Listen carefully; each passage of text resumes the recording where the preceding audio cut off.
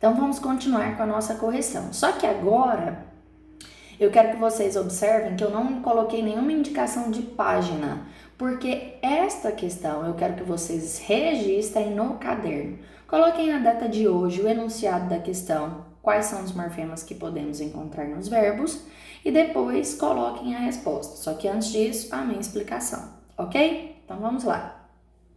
Quais são os morfemas que podemos encontrar nos verbos? Bom, nos verbos nós vamos encontrar a base, e o morfema se chama radical. Encontraremos a vogal temática, que é responsável por nos indicar a qual conjugação o verbo pertence. Então, as terminações ar, er, or ou ir. Nós temos também o tema. O que é tema? Que nós já vimos anteriormente. O tema é a junção do radical com a vogal temática.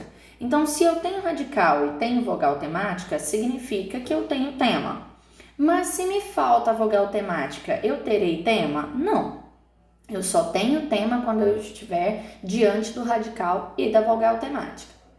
Desinência modo temporal vai dizer se o verbo está no infinitivo, no gerúndio, no particípio, no subjuntivo, no indicativo, no imperativo, no pretérito, no presente, no futuro. A desinência número pessoal vai indicar o número, ou seja, se está no singular ou no plural, e a pessoa do discurso. Sabemos que nós temos a primeira, segunda e terceira pessoa, aí pessoas do discurso.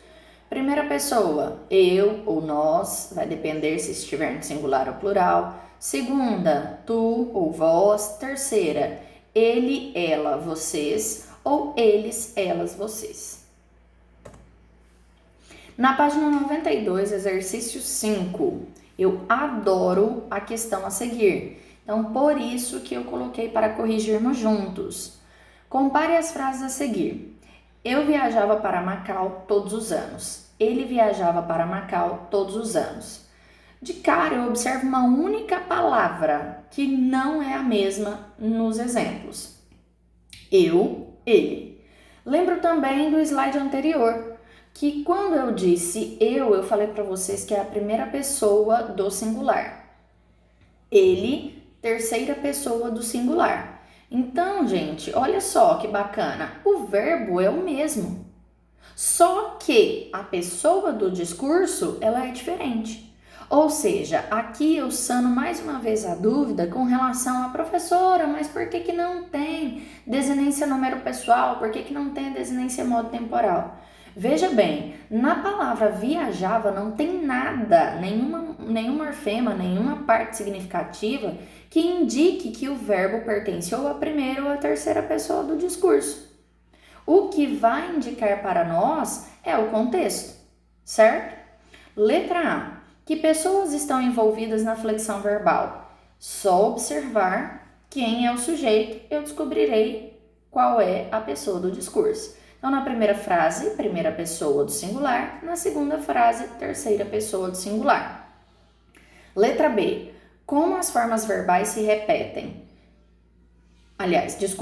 Como as formas verbais se repetem, o que podemos fazer para não confundir as pessoas do discurso a que elas se referem?